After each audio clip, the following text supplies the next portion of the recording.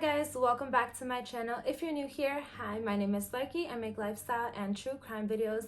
If you're not, welcome back and thank you for joining me for another video. Today's video is a true crime video and we're going to be focusing on the murder of Colleen Ritzer.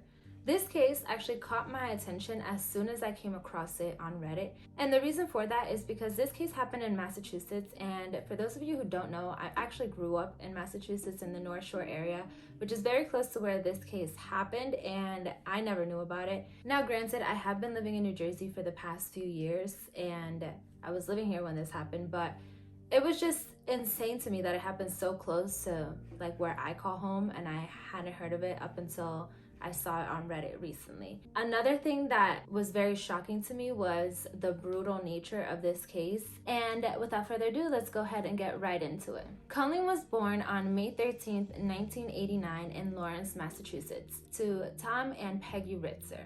She grew up in the neighboring town of Andover, and she had two younger siblings, Danielle and Laura. Their parents raised them with a lot of love and support, and people would always compliment how kind the children were. When you first look into this case, you learn off the bat that Colleen was a math teacher, and she always knew that she wanted to be a teacher growing up. Like, her parents said that ever since she was in preschool, she wanted to be a teacher. And as she got older, she always got good grades and excelled in math. She graduated from Andover High in 2007 and then graduated from Assumption College in Worcester in 2011. Colleen had two passions, teaching and her family. She valued her family and cherished the time she had with them. Growing up, she never missed any of her sister Laura's hockey games, and she spent a lot of time with her siblings after school. They were very close and they formed a very incredible bond. Colleen was optimistic and had a big heart, and she always had a smile on her face.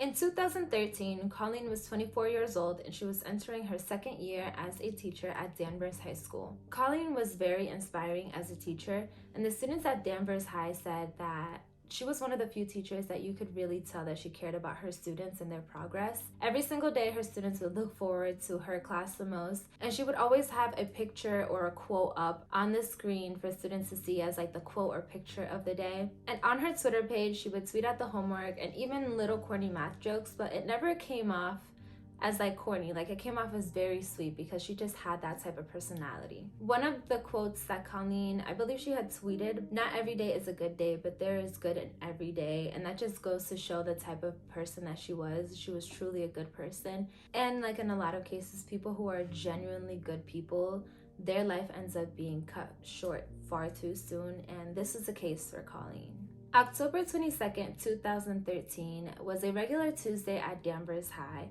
Not only were the students and staff getting ready for Halloween, but it was also Spirit Week. That day was Dress Like Your Friend Day at school, and Colleen and a fellow math teacher, Sarah Giaquinta, had decided to dress up like each other. They both wore purple tops with black pants. Sarah was another math teacher at the school, and she was pretty young. She had started teaching at the same time as Colleen, so they grew to be pretty close. The day went by pretty smoothly, and Sarah and Colleen chatted a bit throughout the day, including at the end of the day when Sarah stopped by Colleen's classroom and she noticed that Colleen had two students that were staying after school. They chatted for a bit and Sarah went home. As the day came to an end, the school emptied out and the last few remaining teachers and students headed home. Now, Colleen was a creature of habit and she would be home every day by around 3:30. She still lived with her parents, Tom and Peggy, so that afternoon when she hadn't returned home and her parents hadn't heard from her yet, they started to get pretty worried. Typically, Colleen would let her parents know if she had any plans after school or for whatever reason she wouldn't be getting home right away. So they found it pretty weird that she wasn't home or that they hadn't heard from her, and they had no luck reaching her. So at around 5 or 6 in the evening, Tom headed to the school to see if he could see any signs of Colleen. When he got to Danvers High, he saw that Colleen's car was still in the parking lot. So when he went inside, he started asking around. He couldn't find her anywhere, and he couldn't get any more information from anyone that was still at the school. Tom and Peggy started calling Colleen's friends to see if anyone knew anything of her, and they also decided to report her missing. Now, initially police weren't too worried because Colleen was 24, meaning she was an adult. They figured that maybe she was out on a date and just hadn't told her parents, or maybe she was out with some friends or got held up somewhere. And again, not only was Colleen an adult, but Police also had another missing persons report that took up a bit more of their attention initially. Diana Chisholm had reported her son Philip missing when he hadn't come home from school that afternoon, and he was also a Danvers High student. Philip was 14 years old, and no one had really known much about him because he had just transferred to Danvers from Tennessee. He was on the JV soccer team, but he was pretty quiet and he pretty much kept to himself. Philip was born on January 21st, 1999, to Stacy and Diana Chisholm. He had two younger siblings, and Philip's dad was in the military, so they moved around quite a bit, living in Tennessee and also Florida, but mainly in Tennessee. His parents married in September of 1998, but in March of 2001, Diana filed for divorce, citing physical and emotional abuse, as well as alcohol abuse. However, the divorce was not finalized because the couple reconciled by summer of 2001. In 2013, Philip's parents had a messy divorce, and his mom moved the children to Massachusetts to be with some of her family. Philip was upset about the move. He had a lot of friends in Tennessee, and he was very good at soccer. He had been a part of the team, so that's something that he didn't want to leave behind. After transferring to Danvers, he had expressed to his mother that he felt like the kids at Danvers weren't nice or welcoming, but overall, Philip was quiet, polite, and had good grades. Diana was concerned because she knew that Philip didn't really have many friends, so she wondered what could possibly be holding him up, and at around 6:30 that evening, she filed a missing persons report. Initially, police wondered if the two reports were connected because what are the odds of having two missing people from the same school? One was a student and one was a teacher. And they did learn that Colleen was Philip's math teacher, but there was no other connection besides that. Police were more concerned with Philip's case though, being that he was a minor. And when they went to the school, they checked Colleen's classroom and they found that her personal belongings were missing. So by this point, they were really thinking that, she had grabbed her things and she had left with someone else, and she had plans of returning back to the school to get her car later on. So they really focused on Philip in the beginning. Danvers police posted Philip's photo on Facebook, Twitter, and all of their official social media sites to try to get the word out there and see if they can get any more information from the public. And this did help out a bit because police were contacted by Sarah Giaquenta, who was the other math teacher at the school that was also friends with Colleen. And when Sarah reached out to police, she told them something that was very interesting.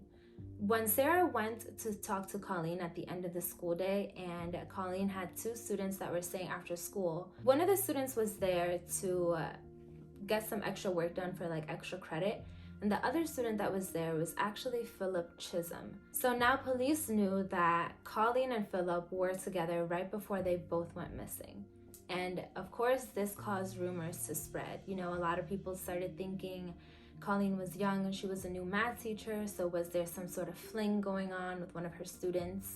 Philip's mother, Diana, had told police that Philip used an AT&T phone. So police contacted AT&T to ping the location of the phone, and it successfully pinged near the Hollywood Hits movie theater in Danvers.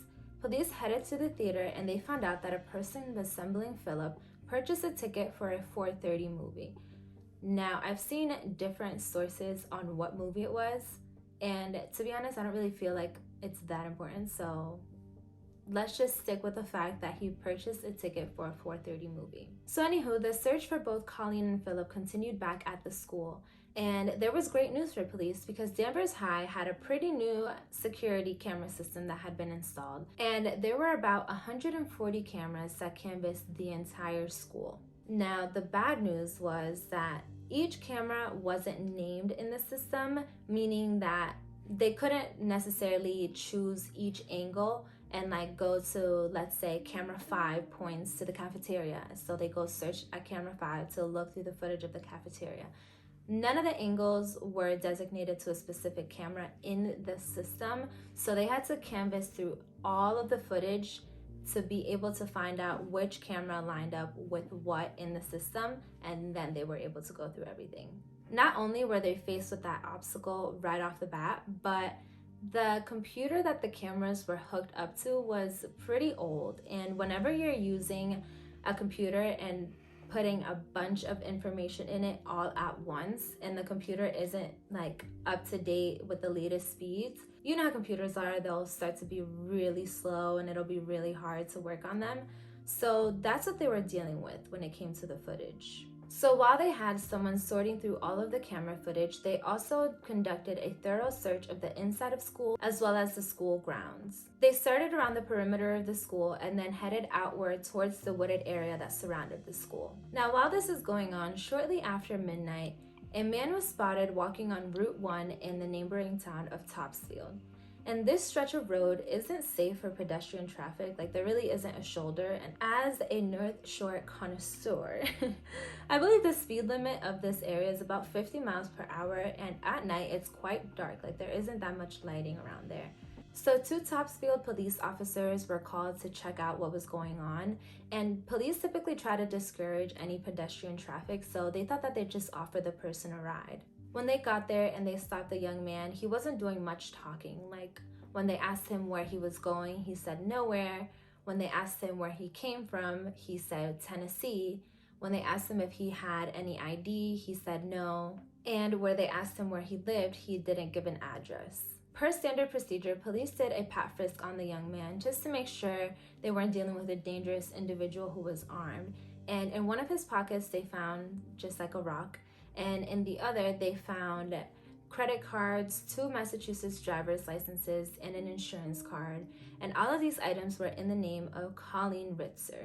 Now, at the time, that name didn't really hold any significance to the officers, so, they carried on as usual. So police asked the young man where he obtained these things, and he answered Stop and Shop, which is the local supermarket. And they asked him again where he obtained these things from, and he answered from her car. Police noticed that the young man had also been carrying a drawstring backpack, so they asked him what was in the bag, and he answered survival gear. Police finally asked the young man for his name, and when they searched it in the system, they found out that they had found Philip Chisholm. Now, these police officers were from the next town over, so when they searched up his name, the missing persons report came up, and they also kind of knew going into their shift that there was a missing persons report in the area, and it was a minor, so they kind of knew to keep an eye out. It was on their radar, but they hadn't made the connection to Colleen Ritzer, so it's possible that Colleen's missing persons report wasn't even on their radar at the time, again, being that she was an adult.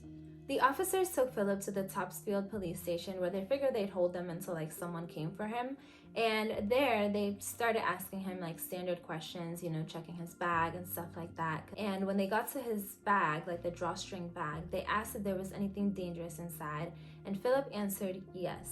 Among the items that were found in the bag were a box cutter, a ski mask, and a pair of bluish-greenish underwear. While taking a closer look at the box cutter, there were specks of what looked like dried blood. So when he asked Philip where it came from, Philip answered it came from the girl. Meanwhile, a team had been searching the wooded area around Danvers High when, at around 3 a.m., they spotted something under a pile of leaves. When taking a closer look, they realized that they were looking at the body of Colleen Ritzer.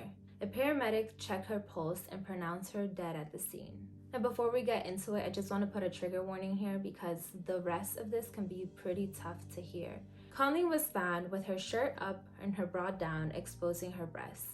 She was naked from the waist down, and she was posed in a sexually suggestive manner.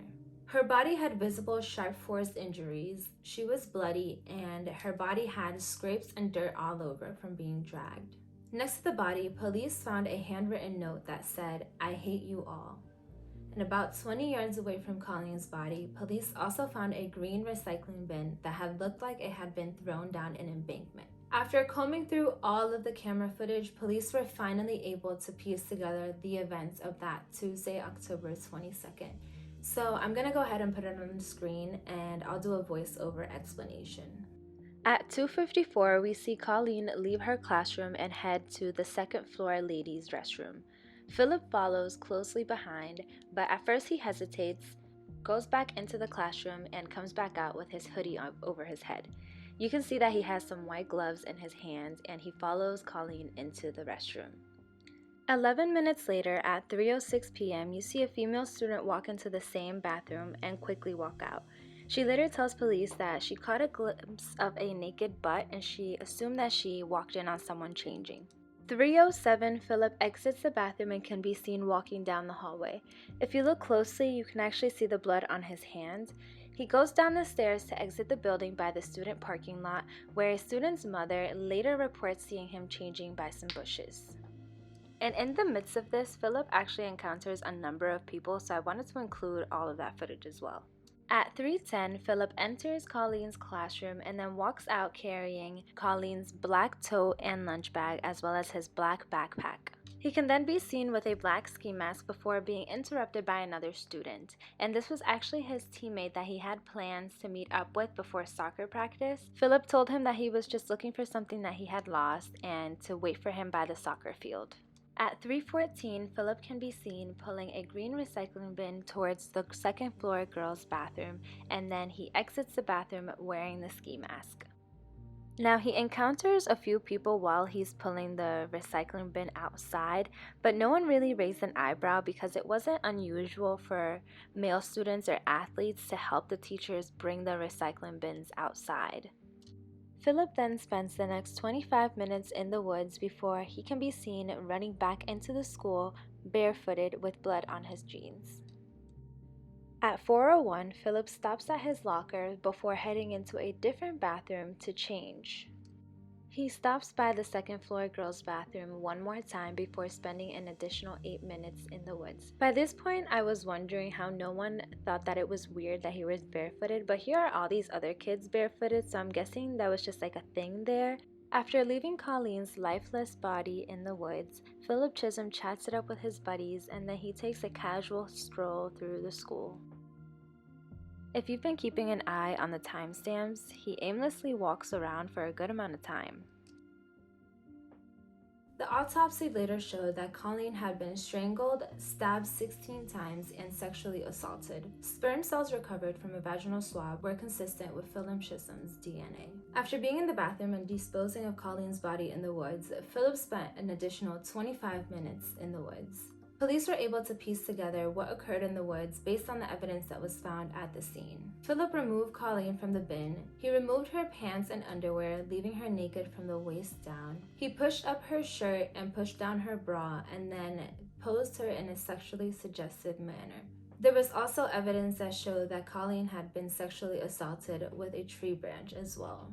He threw the recycling bin down some distance away from Colleen's body, and he also left his black backpack, 2 white gloves, 2 black socks, and a folded note nearby.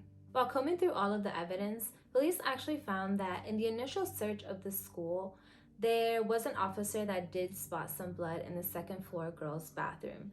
Now, there wasn't that much blood, so it wasn't really concerning to them at the time, but they later learned that Danvers High had a team of janitors that would come and do a deep clean of the school every single day after all of the students left. So this happened after school. And one of the janitors that had to clean that second floor girls' bathroom did note that there was a good amount of blood in there. So he went over to let school staff know and try to raise the alarm that maybe something had happened there.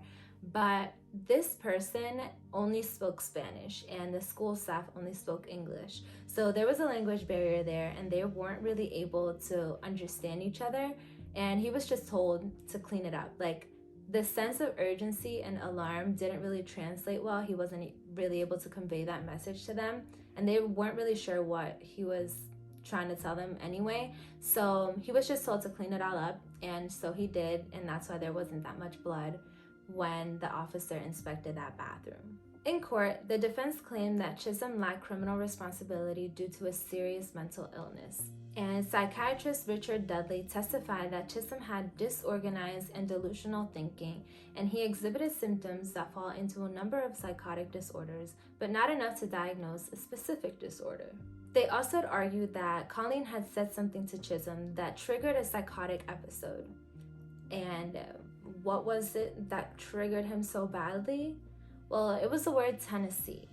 You see, the second student that stayed after school with Philip and Colleen recalled that Colleen had been asking Chisholm if he missed Tennessee, just making conversation.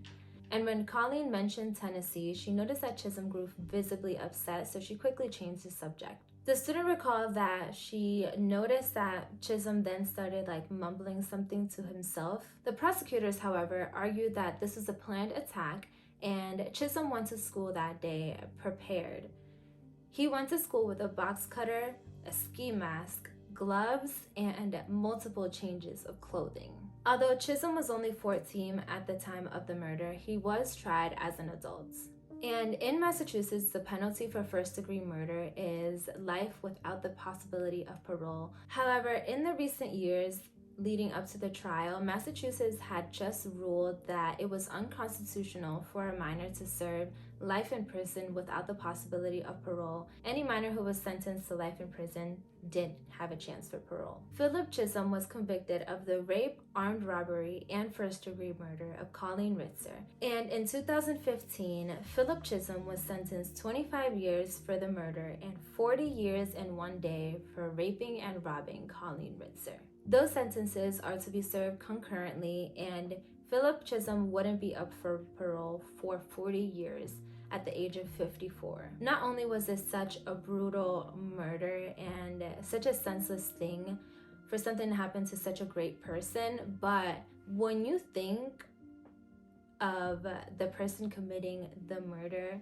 being 14 years old, it just blows your mind. And I listened to a few podcasts on this case that had mentioned that Philip Chisholm displayed a lot of serial killer tendencies. For example, in the way that he posed Colleen's body in a sexual manner out in the woods, or in the way that he took her personal belongings kind of like as trophies after the murder.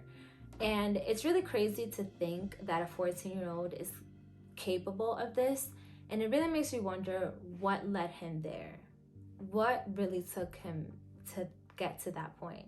You know, he left a note that said, "I hate you all." Did he really hate being in Massachusetts so much? Did he really hate the fact that he left Tennessee? This was a really intense case, and it was one of the hardest ones for me to get through. I don't know if it's because Philip was so young, and Colleen was young too. She was only 24. Like, I'm 24 right now. So thinking of how her life was cut short so quickly, like she didn't even really get to live, like it's really sad in itself. But if you've made it to the end of this video, thank you so much for watching. Let me know your thoughts in the comments down below, and I do hope that you guys like, comment, and subscribe so you never miss an upload. I'll see you guys in my next video.